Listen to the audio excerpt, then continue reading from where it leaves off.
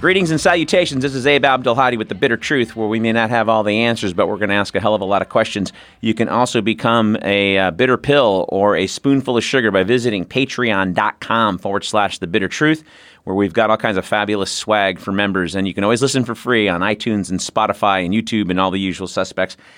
Today, my guest, been on the show before. He is Robin Koerner. He is the creator of the program Weapons of Mass Persuasion. He is also an academic dean at the John Locke Institute and a declared prospective parliamentary candidate for the Brexit Party in Great Britain. Robin, how are you? I am good. How are you, Abe? I'm good, man.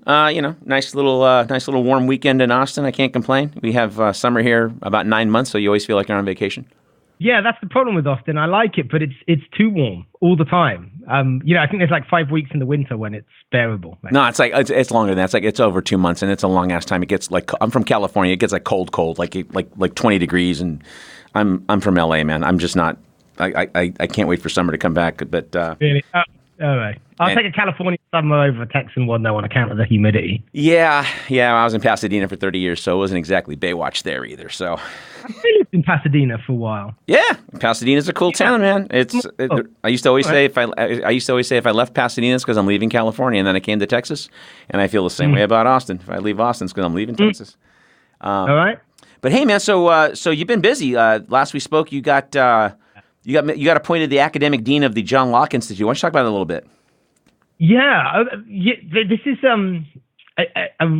quite a new thing that I'm doing, and my first order of business a couple of months ago was to get on a plane for the John Locke Institute and go to Normandy in France and be involved in a summer school, which is kind of like the John Locke Institute's signature event in the year. A summer school there running 3 weeks in a chateau for bright kids from all over the world, although mostly Britain and the US, but maybe a quarter of them from other countries. We had a couple of hundred in all, and over the 3 weeks. And it was fantastic.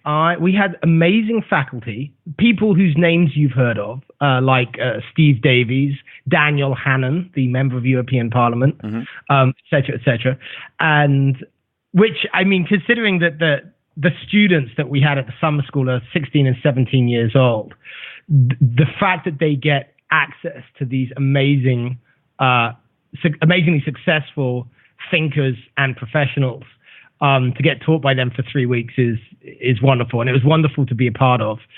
And basically, the really cool thing, I mean, the clue is in the name, right? John Locke Institute. So we're very interested in opening minds. We have a kind of a pro-classical liberal perspective that we take. And what we're all about is introducing students to a range of political, philosophical, and economic ideas that we can be pretty sure they're not getting exposed to through the regular schooling system in whichever country they come from. And for a lot of them, it's quite a mind-blowing experience. And obviously, for a lot of them, it's quite a life-changing experience. What we're doing in the course of it is improving their ability to think critically and rigorously with the specific goal of helping them get into any Ivy League institution, Oxbridge, et cetera, that they might be targeting. And by the time they come to the summer school, that's what they have in mind, right? Mm-hmm.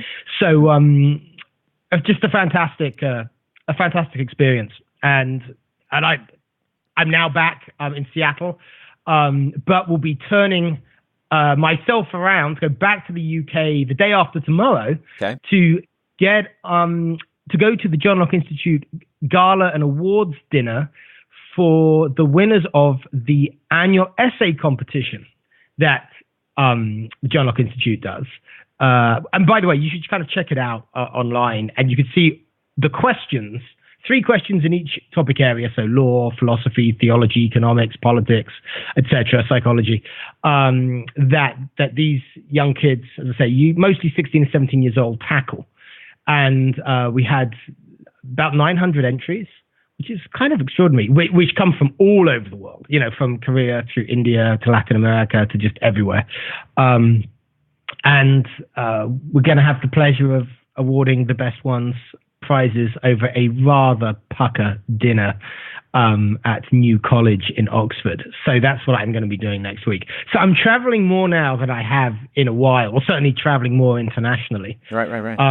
So that's what I'm doing with the John Locke Institute. And then you mentioned the other thing, which is also putting me in yeah. Well, but the John Locke Institute, it's not a fixed location, right? It's you guys line up programs, right, and then you go teach at Oxford or you go teach at Cambridge under different curriculum sections, right? So this is a private organization. So if any of your listeners have kids who, let's say, broadly share a liberal, in the true meaning of the words, perspective, who want their kids to be exposed to the ideas that made Western civilization, and at the same time improve their chances of getting into one of the greatest educational institutions in the world, then check us out. That's what we do.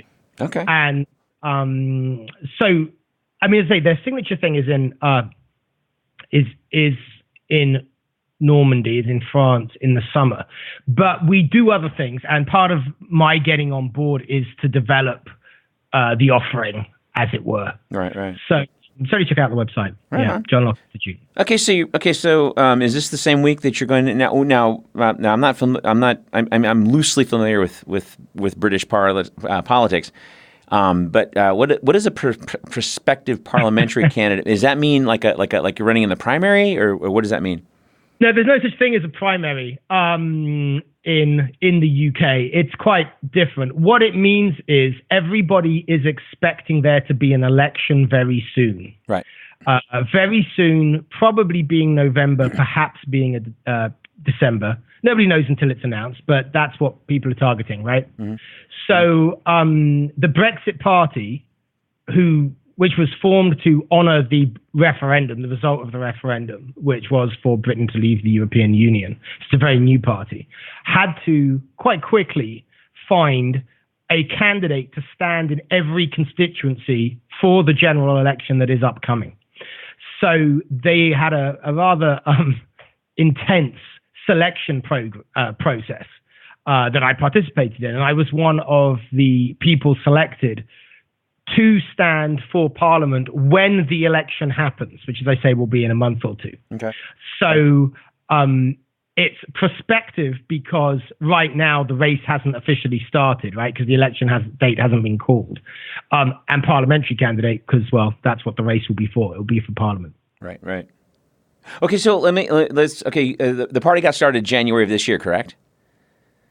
That sounds about right. Yeah. Okay, and it's led by Nigel Farage, who, I mean, I'm sorry, the guy's a crypto fascist clown. Going on your website, talking to you last time, how do you reconcile?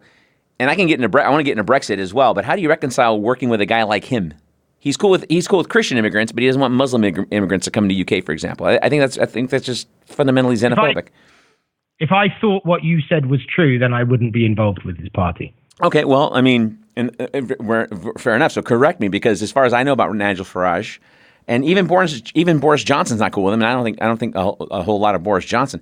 But what does he do that's not? I mean, I've not seen anything that he says with his own words, whether it's a news clip or what have you, that is not just xenophobia, anti-Muslim, without examination, by the way, of how we got refugees and immigrants coming into the EU. I mean, Italy has about 200,000 refugees a year, which they wouldn't have if we didn't blow up Libya. And that was a NATO-led, U.S.-backed, and followed with invasion of a sovereign state.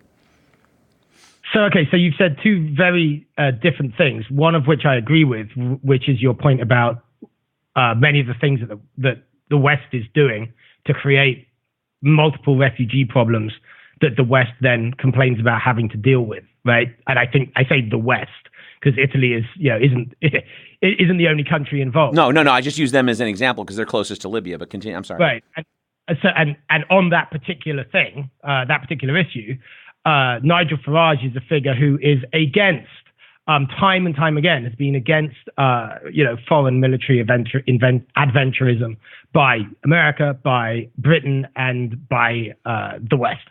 So there's that.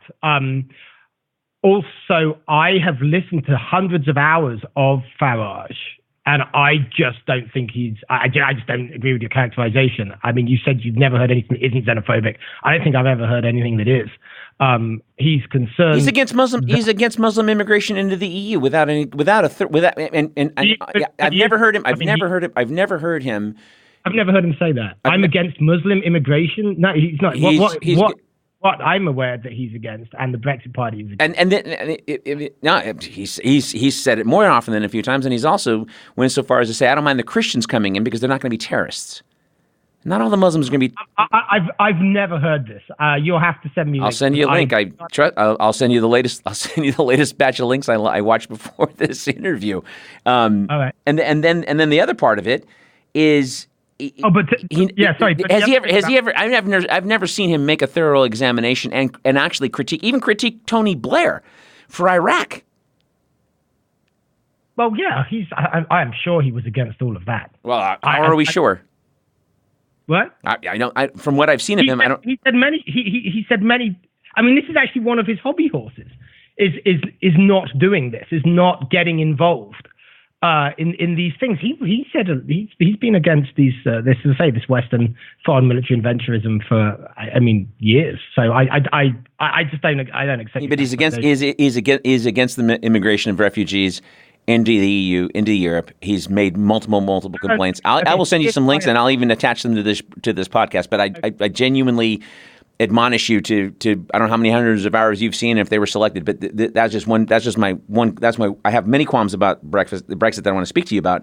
But the number one is like how can anybody join a party that's led by Nigel Farage? It's like me joining a party led by David Duke. As I said, I think that's an absolute slur, and if I agreed with you, I obviously wouldn't. Okay. All right. Well, so let's talk about Brexit for a hot minute, because I don't think. Well, tell me what you think is good about Brexit.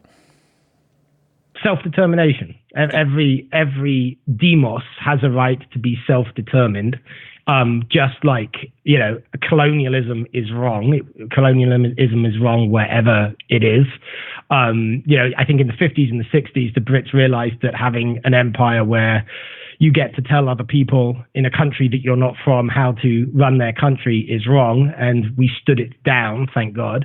The same mentality applied to ourselves now is Brexit, because the European Union is an organization that allows people who aren't from a demos, in this case the British demos, the British people, to make laws that affect the British, and the British can't vote them out. The European Union is anti-democratic, and I believe in pushing power down as close to, the people whom it affects, over whom it's wielded, as possible. It's kind of a no-brainer. It's basically just self-determination, which I think is like Article 1 of the United Nations Charter. But now it's beyond Brexit. Now it's not really about Brexit. It's about, England is about 1,000 years old, depending on how you define it. It's got a messy history of, nevertheless, increased political representation, of increasing democracy and liberty. As I say, it's not been a smooth ride. There's been many mistakes along the way, but it's a much more democratic state now than it was in 1014, which was when the first time, the government was begun to be put in a box on paper. There's a history of moving towards liberty and democracy on the British Isles, out of which, 1776 comes, of course, and it's maybe a zenith of that.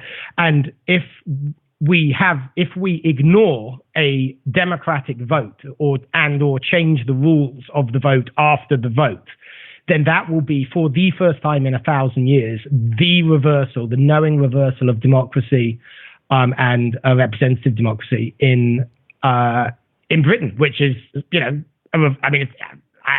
end of a country as far as I'm concerned.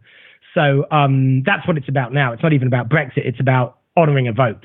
And I don't think there's ever been a vote that has been knowingly ignored or overturned or reversed or cancelled, or however you want to put it, in British history. And if this is the first, then it's game over for Britain.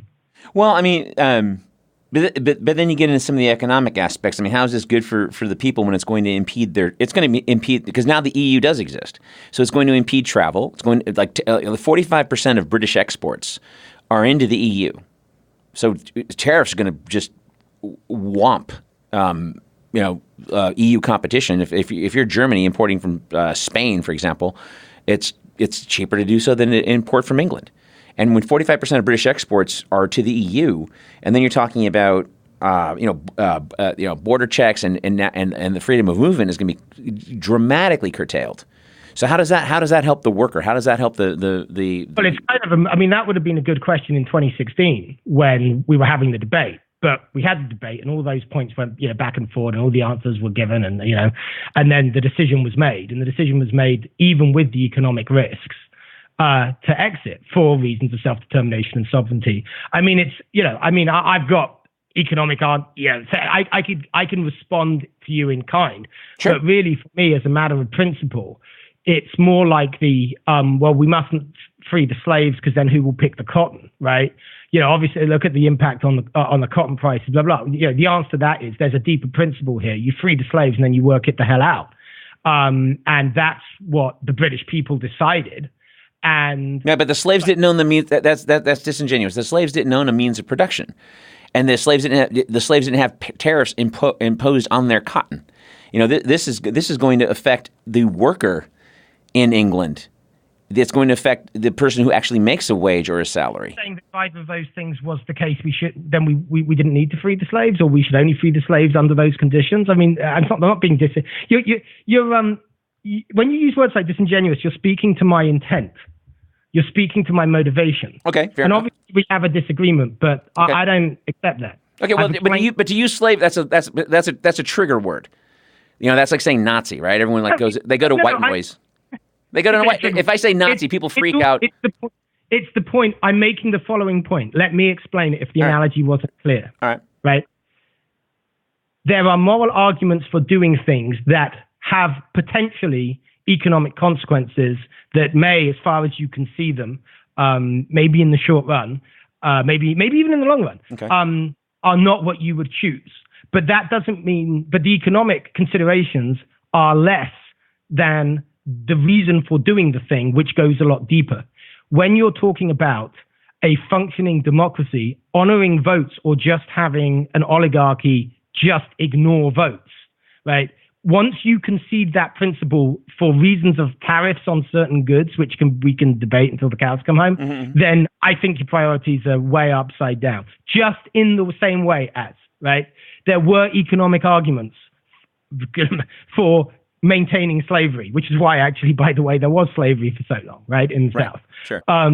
But none of them were good enough necessarily to keep that institution going. And the British people decided that none of the economic arguments were good enough to keep their membership of the EU going for reasons of deeper principle. Well, and to be fair, how much did the British population, the public, how much did they really know of the ramifications of Brexit? Was the ratings for parliamentary debate through the roof or something? Because I saw more than a few articles that, the next day after the vote, you had like millions of Brits Googling what Brexit meant. And it's like, well, it was a 52 to 48 vote, so it was a close-ish vote. And so were they pitched a certain bill of goods? Were they, one of the reasons that I'm obviously sympathetic to the Brexit cause, sure, is that I grew up in Britain. I mean, I was in my mid-20s, I think, when I left the UK. So, So I grew up with each milestone along the way. Okay. If we don't do it, it's going to be Armageddon, right? If we don't join the euro, it's all over. All the great and the good, you've got to join the euro, because if you don't, all of these things will happen. And then, of course, it turns out that all of those things happened in the eurozone. It's just been the case that the bill of goods.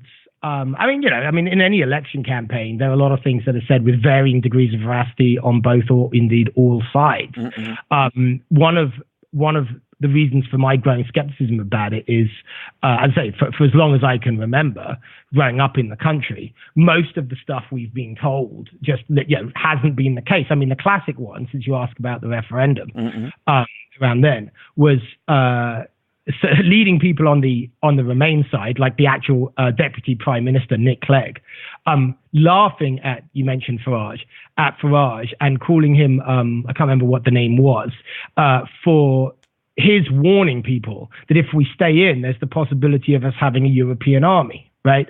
And he said, that's absolute scaremongering, blah, blah, blah, blah, blah. And then, of course, we see in the speech from the latest, from the new European, one of the presidents who's just been voted in, that that's exactly what they're looking to do, and they're looking to increase the defense budget and centralize the military, and so everyone who stays in is going to be participating in this, and it's just like, oh, there we go again. Something else that the Brits were told wouldn't happen inside the EU happens, and actually all the people who want it to happen, they choose their moment to announce it, but announce it they eventually do.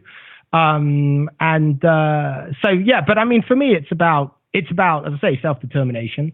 I think that it's a matter of just basic right that you get to de-elect, to kick out your political representatives, people who make laws that govern your lives, and that's what it. I mean, that's what it comes down to me. I mean, interestingly, on the other side, one of the things that the complaint that the pro-Remainers have about the Brexit side is that somebody put on a bus, the Leave campaign put on a bus how much money we would still have, we would save every week if we weren't contributing to the EU, and the figure they used was the gross contribution to the EU rather than the net. And some people said that wasn't fair. And it's kind of laughable because obviously at the same time we were told that I think we would lose 400,000 jobs 800,000 jobs in short order just from a vote to leave. And of course the British economy added more jobs than any country in the EU. Yeah, but what kind of jobs? Is it like the United States where it's Walmart and Taco Bell? Like what kind of jobs did the Brits add? Because I mean, when we have that number here all the time, and they're not.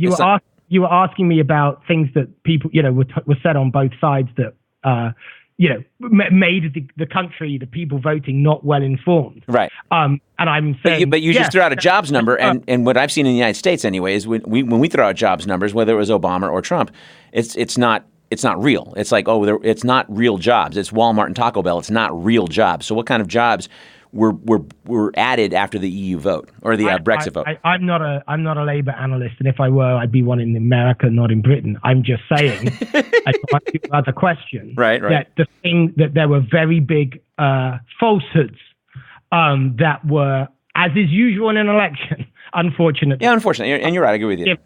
On the issue. Yeah. Well, let me ask you then.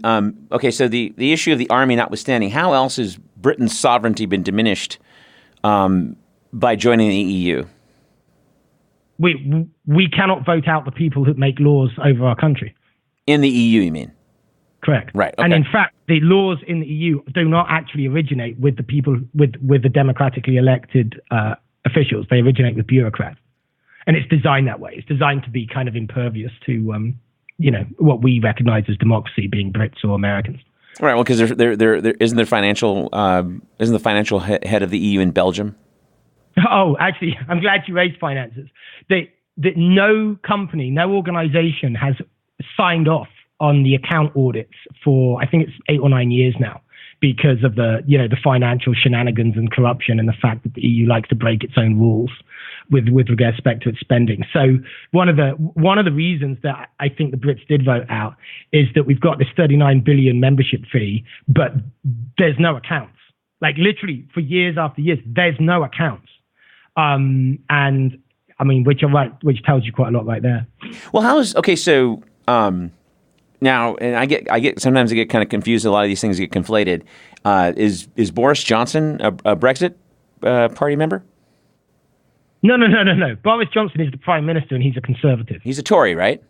Correct. Okay. And so how do third parties work in England compared to here? For example, you got Labour, you got the S&P, you got the Liberal Dems, you got the Tories, and it seems like, I mean, obviously Labour and the Tories are sort of the majority parties in England, but it doesn't seem like the other parties that I mentioned are underrepresented. I mean, is that accurate? Yeah.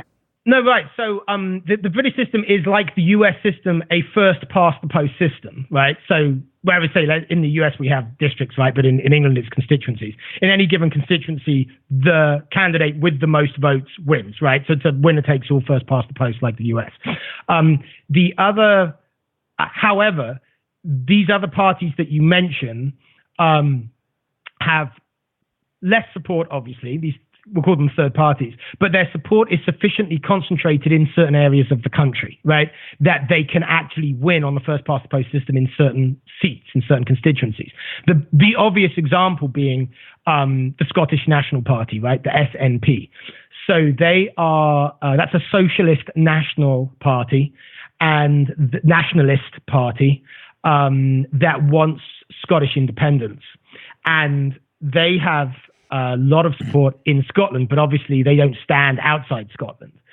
So they're quite a contingent in Parliament, even though their vote across the United Kingdom is, let's say, a lot less than the Brexit Party vote would be if there was an election tomorrow. Right. But the Brexit Party might not get any seats, just if their support is distributed across the country rather than concentrated in certain areas, if that makes sense. Yeah, and to kind of rephrase my question a little bit, because I didn't mean to use the term third party as a denigration, because I don't think third parties are a denigration. But like when you say it, most people when they hear third party, they think, oh, but I don't mean it that way. I just mean. No, I didn't think it just seems like there's a lot more momentum for other points of view in the UK with other parties, and like you said a second ago, that while the Scottish National Party doesn't really have a big contingent in Parliament, it's still a voice that is heard. Unlike the Libertarians or the Greens here, the Peace and Freedom, it's just they marginal at best. It's not really. In the consciousness. I mean, there's people that talk like that. There's Republicans that talk like Libertarians. There's Democrats that talk like Green Party people. But it's not like this big, not a consensus, but there's not like this big knowledge or a great knowledge of these people's platforms. It seems like in Britain you have that with these other parties, and the Tories and the Labour Party are not just it. Is that about right? No, that is correct. And I would say that, the general reason as to why is that in the US, the two parties, can I say the word conspire, kind of legally conspire to pass laws. By definition, it's conspiracy, but yeah, go ahead. Yeah. To pass laws that make sure the playing field is not level, right? Mm-hmm. So you actually have a much more politically skewed system, skewed towards the incumbent two big parties, put it that way. Whereas I would say in this respect, the playing field in Britain is more level. Mm-hmm, mm-hmm. So what are some of the planks of the Brexit Party? Obviously, getting out of the EU is one of them. What are some of the other planks of the Brexit Party? So one of the things I liked when when they started up, when I was considering doing this, was that they have not just rolled out a manifesto, and they say they're not going to. What they've done instead was they started to poll their members, of which there were, I think, a few 100,000, despite how new the party is, with questions about reforming our politics. Their slogan is change politics for good, right? And there's a lot of things in the British system that do need reforming in respect to the political structure and the electoral system. And they want to actually find out what they want to do, bottom-up politics, right? Grassroots up. So they're actually surveying their members, they're surveying the population before finalizing, if I can put it that way, manifesto pledges or official policies. Now, I don't expect that I'm going to be aligned with where that ends up. I mean, it's possible, but I'm not expecting it. I'm only interested in saving democracy in Britain, and that's why I'm standing I don't really want to be in Parliament pushing a manifesto that I don't yet know what it will be. I mean, maybe I'll love it, but I probably won't. So what they are doing is tactically rolling out policies as they do crystallize them. And the last one was just 1 or 2 weekends ago, they rolled out the abolition of inheritance tax, which interestingly gets a surprising amount of support across the spectrum. You would think it gets, I mean, you might think that it's mostly on the right, and I'm sure that the support weights on the right, but there's quite a lot of folks who are more progressive that don't like the inheritance tax. See, but I was just going to say, but I know that in the case of the Brexit Party rolling it out when they did, part of it's tactical because it will particularly fly well with the conservative voters who are also the pro-Brexit people that the Brexit Party wants to win. See, but I think you'll get more progressives there because England does have a tax rate. And so, for example, here, I think why people favor the inheritance tax is because a lot of wealth goes untaxed by the federal government or very minimally taxed by the federal government. So I think that's one of the reasons why people don't have a problem with the inheritance tax here compared to, say, England. England, you guys taxed up the ass. So I think it would be more favorably viewed there because it's like, well, shit, we're paying this while I was alive. Why should my kids pay for it when I'm dead? Here, I mean, if you're goddamn Jeff Bezos, you pay 0% federal income tax at all. It's like, well, maybe we can get it from your kid because you ain't paying. There's another issue in the UK, to your point, Abe, which is that, we've got socialized healthcare, right, in the UK. Right. And where it gets really expensive is at the end of life. So often folks need to be put in care homes, nursing homes, whatever. And that, of course, as it were, in principle within the health service is covered by the National Health Service by, tax money. Right. But it's so expensive that for some time there's been law that requires, if you need that level of care, you basically have to sell up everything before the state will start covering it. So you've got these people that have, scrimped and saved their whole lives, and then their wealth gets wiped out in just a couple of years. See, and I think that's immoral because Britain wholeheartedly went into the fucking Iraq war, which I think per capita cost them as much as it cost us in the U.S. Oh yeah, no, that free market thinking is what drives me fucking crazy because we don't have to have a commodity out of everything. Medical does not need to be a commodity. Education does not need to be a commodity. And so, for example, for these people to have to give up their wealth, I mean, I don't see Raytheon giving up shit when they commit kids to go die, whether it's from Britain or Canada or any of the EU countries that were stupid enough to participate with us. And without question, no pushback at all. I mean, the Russian defense budget is about $70 billion. The last 2 years that we approved Trump's budget, he asked for X, and we gave him $80 billion more than what he asked for both years. But I thought he was crazy. I thought he was going to bomb everybody. He's insane. Yet the Democrats, who are supposed to be the opposition party, gave him $80 billion more, no questions asked. And we're looking at $1.4 trillion defense budget next year. And so, so I'm sorry, but continue. No, you go, Abe. I mean, you're right. I mean, this is a fundamental problem, right? That when the state takes over huge areas of the economy, huge areas of life, you get these absurdities, right? You get these comparisons that you can make, and a point that Daniel Hannan has made, I believe, is one of the problems of socializing medicine actually is that all questions about the delivery of medicine, i.e. about the health of human beings, become essentially political questions, right? Mm-hmm. They become politicized even when they don't need to be, even when they can just be practical decisions with economic factors involved, which makes it really often a lot harder to do the right thing for human beings. And obviously, when you've got governments involved in war, that's the case in spades, right? It becomes a lot harder. Sure. Well, the joke I used to always make to my friends is, if Raytheon had to pay for the war, it would end tomorrow. Yeah, oh well, true that. Do you know what I mean? Like if we privatized war, and instead of the government paying for it with these fat contracts, let's Raytheon and Halliburton pay for it. Let's see it. Let's see where their patriotism is then. Let's see how the war on terror goes then. You know what I mean? And that's kind of where I get. Yes. You know, this is where I get, like, if you make a commodity out of everything, then you lose the essence of democracy, which is to, be there for the people. And we are always going to pay tax. That's never going to go away. That's a fantasy. When people say, when I got my libertarian friends say, "Oh yeah, we'll tax you." Well, it's never going to go away. I'd like to end the Fed. I'd like to end the Fed tomorrow, but we are still going to be taxed even if we end the Fed. So I want more bang for my buck. That's all. I mean, I think I'm older than you, but I went to college for free in the 80s. I got out of school in 1987. I was paying $100 a quarter to go to my school. Now it's a $6,000 tab to go to my school. Oh yeah. I mean, and that's a great example of one that I use often in talks of the state getting into bed with corporations. There's a name for that, right? Supposedly doing good for students, but actually ending up worsening their education and increasing their debt.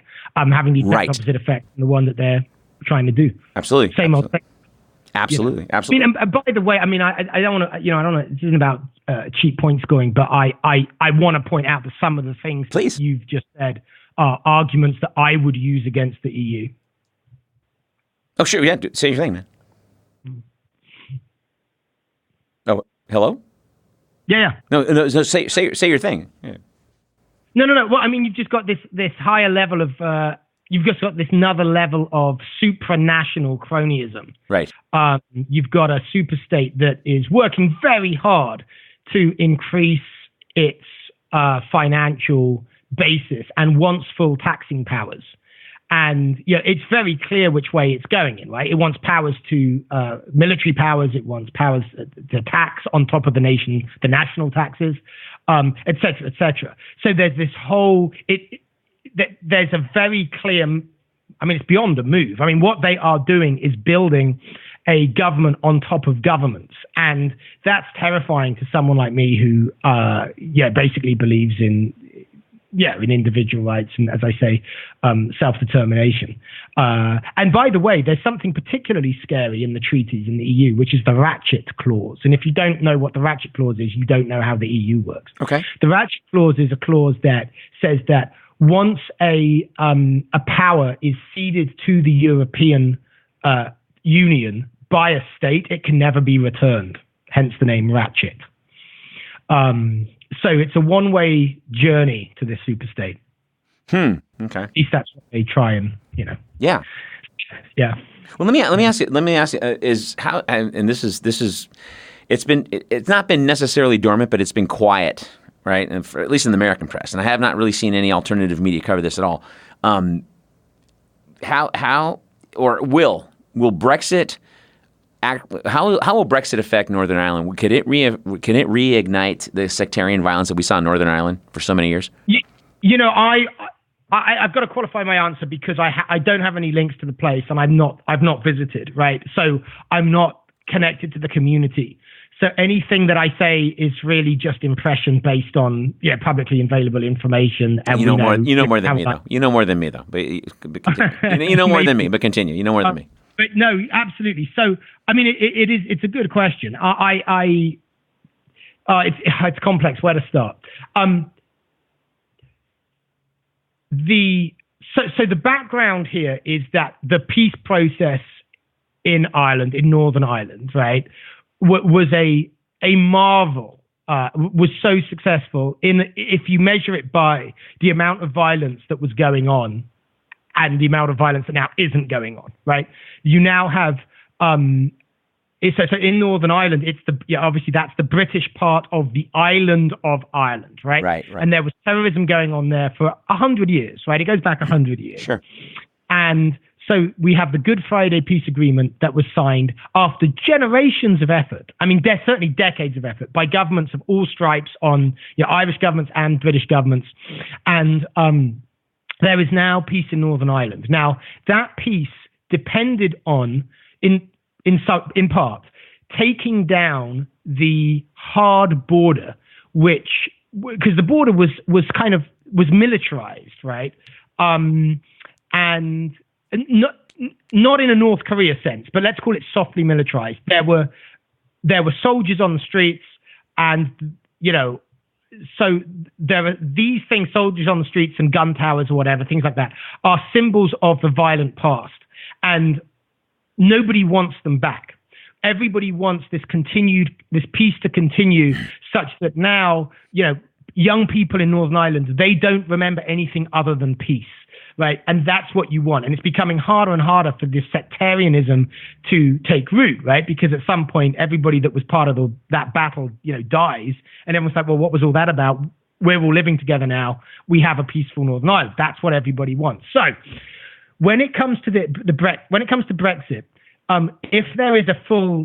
if there's a clean break exit of the United Kingdom from the EU, then the Northern Irish border will become a land border between a non-EU state, Great Britain, and Great Britain and Northern Ireland, so the United Kingdom, and the EU, because Ireland is a country in the EU.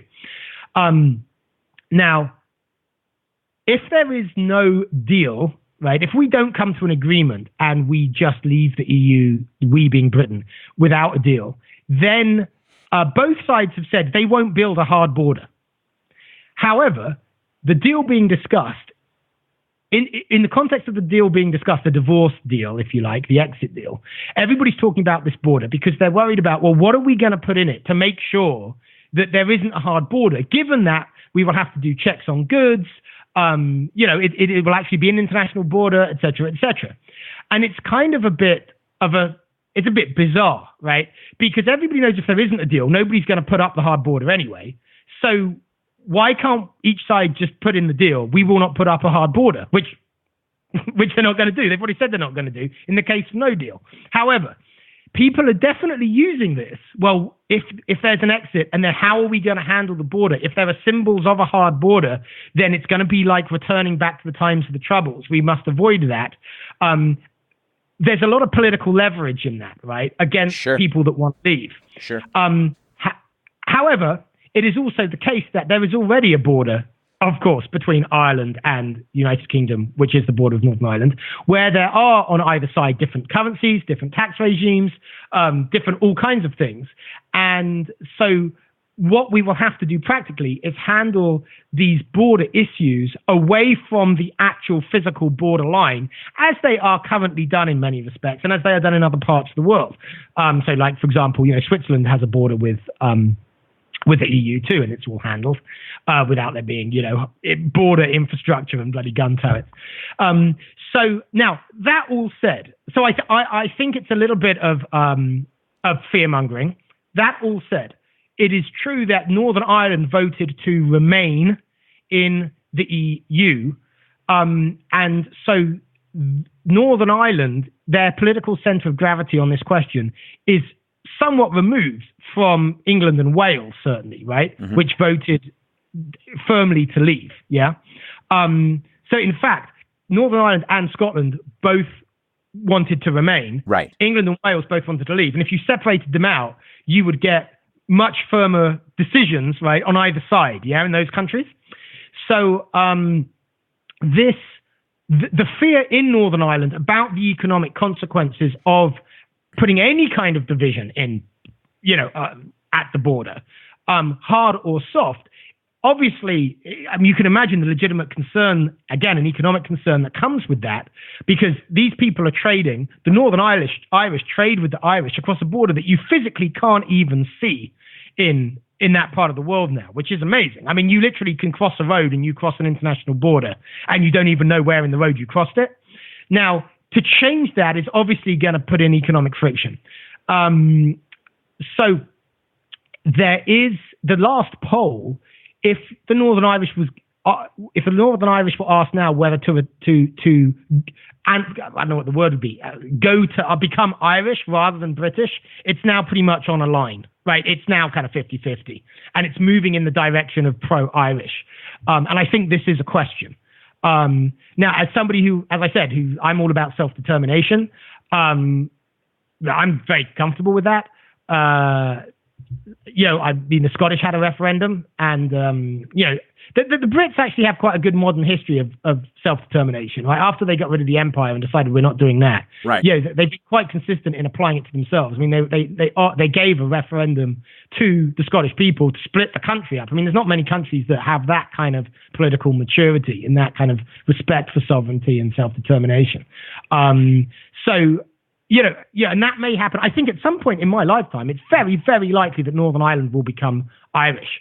Northern Ireland is already constitutionally interesting. If you're Northern Irish, you have Irish and British passports, right? You have a right, right, as Irish and British, and so there already is a constitutional distinction between Northern Ireland and the rest of Britain. So, it may be that in the future, I'm kind of going off your question a little bit, but it may be in the future that by Northern Ireland becoming Irish, they are more self-determined with respect to the EU question, and in so becoming, will make the rest of the United Kingdom more self-determined, right? In terms of the size of that vote, with respect to the European question. I had a quick question though. So, in that 48% of people that voted for staying in the EU, is Scotland and Northern Ireland included in that 48%? Absolutely, and that's my point. I should be clear that Northern Ireland and Scotland voted by a large majority to stay in the EU, right? So if you took them out, the English and Welsh majority to leave the EU would have been a lot larger. Mm-hmm. Mm-hmm.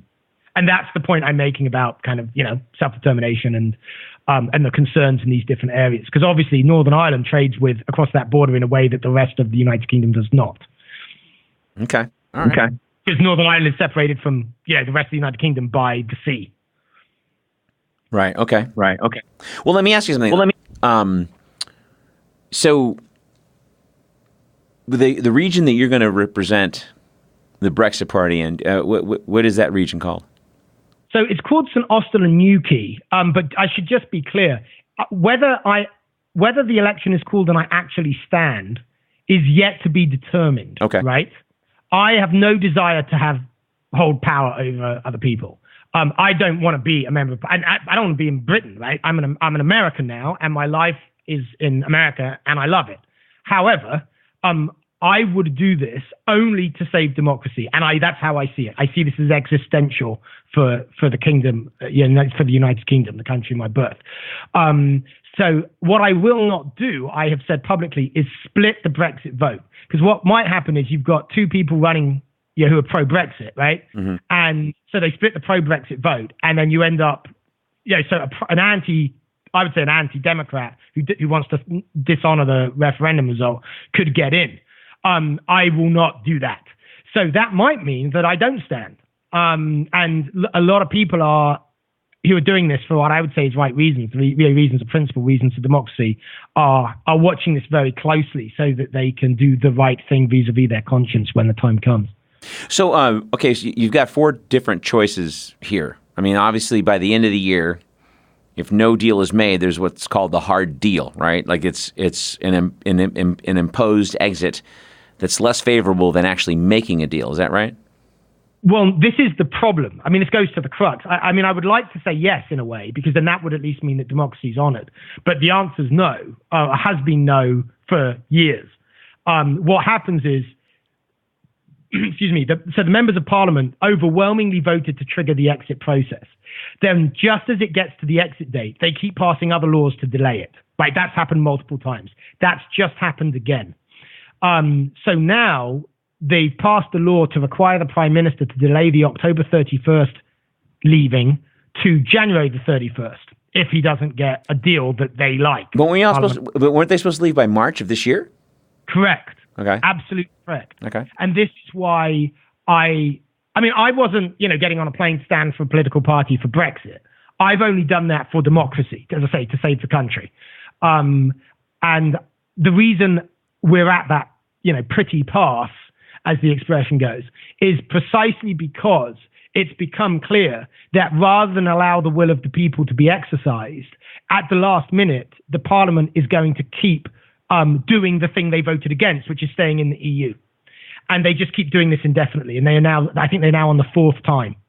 and it's taking the piss, if I can say that on your show. Yeah, I say fuck all the time, so knock yourself out.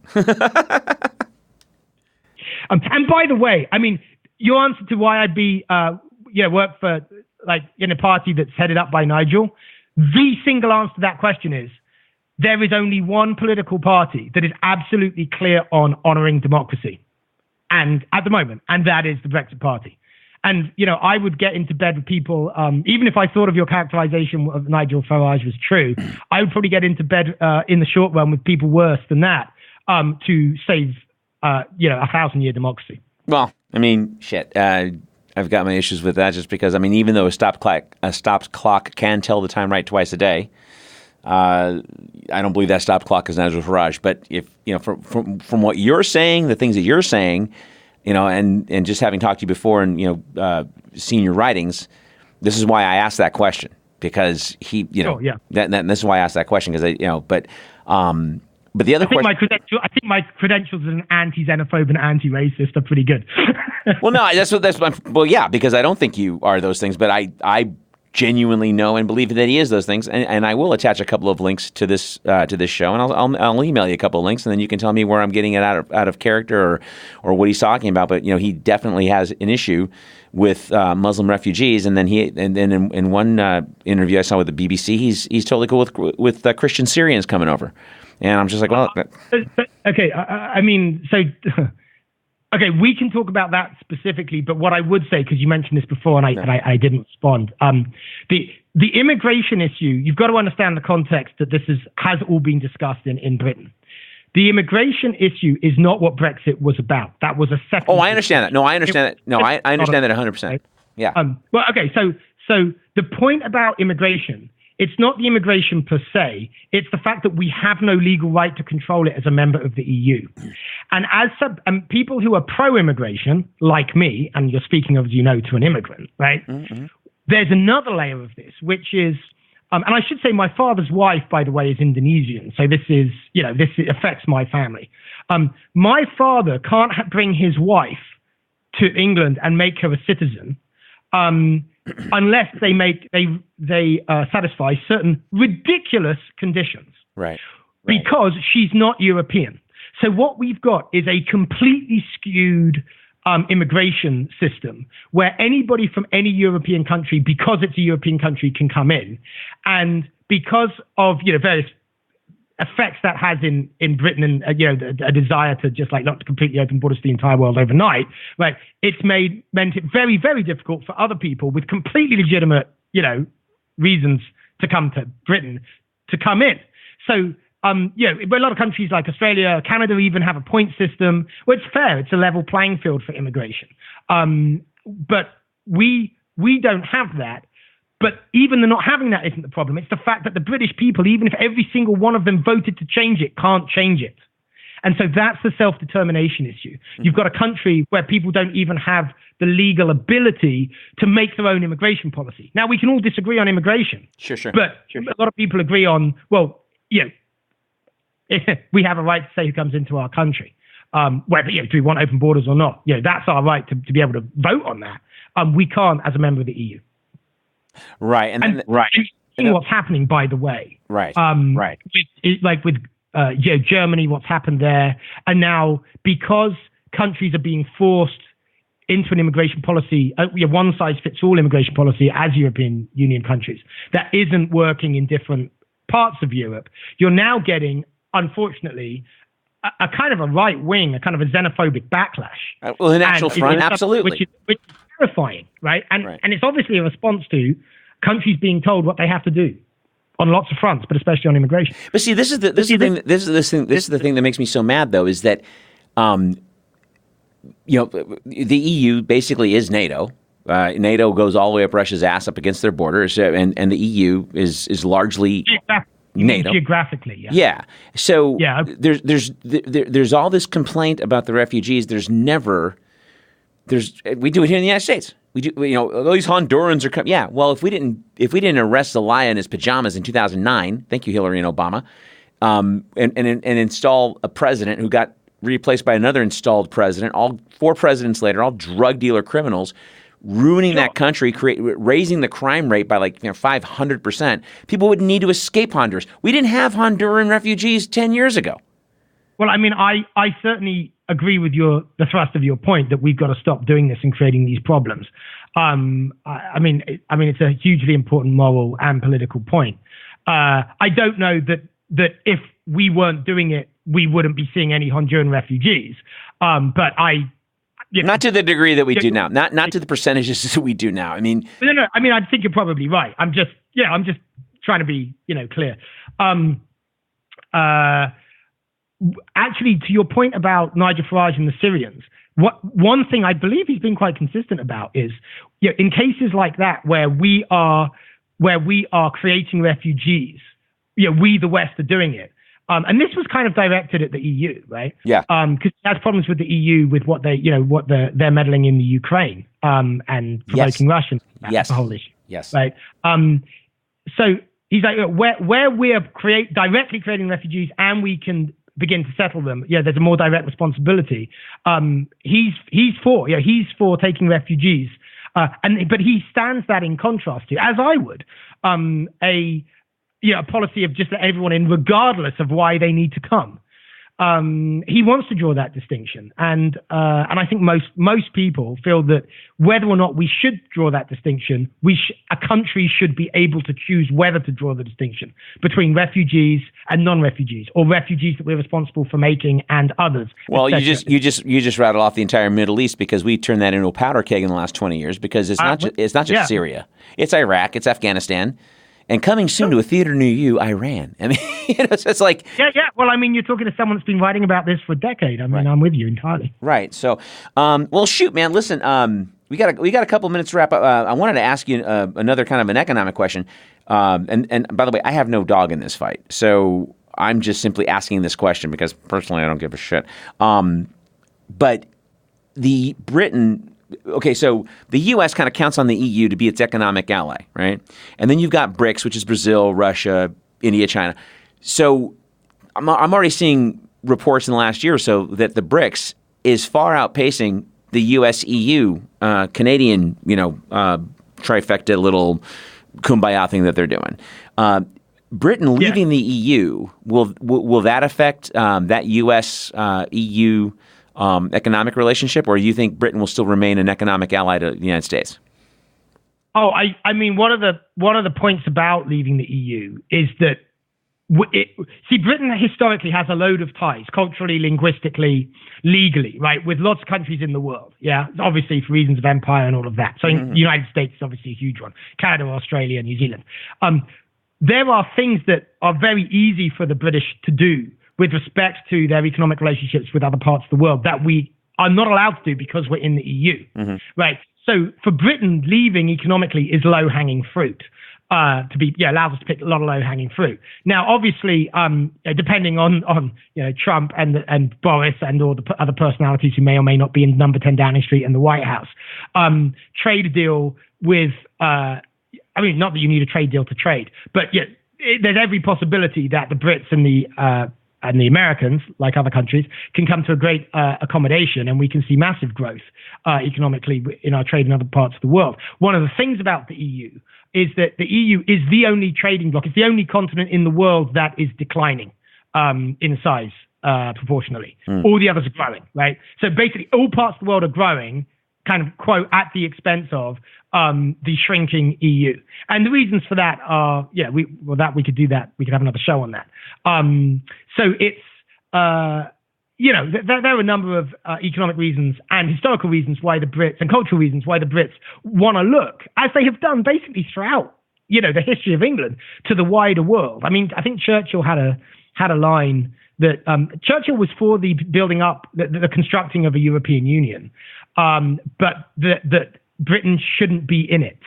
And his historical sense informed that. And it also caused him to say that if Britain ever has to make an ultimate choice between Europe and the deep blue sea, Britain will choose the deep blue sea. And that's what this is about, because the deep blue sea represents all of the rest of the world. Right. And Britain is a global trading nation, and it can't be that in the EU. Well, by law.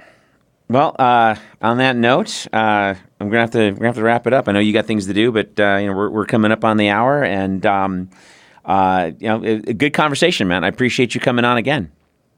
Yeah, you're welcome, and thanks for having me, Abe. It's good to talk to you as always. I appreciate the time. Folks, my guest has been Robin Koerner. You can visit him at robinkoerner.com. That's Koerner. You'll see the link in the body of the podcast. He's the creator of Weapons of Mass Persuasion. It's a very unique program that I think if you are interested at all in politics / public speaking / sales, anything that you think you need a better set of communication skills, maybe your spouse. This could definitely help you out and take the emotion out of everything. He's also a declared prospective candidate for the Brexit Party in Britain. As always, you can visit us at patreon.com /thebittertruth. And if this stuff makes you uncomfortable, it's supposed to. Sleep tight.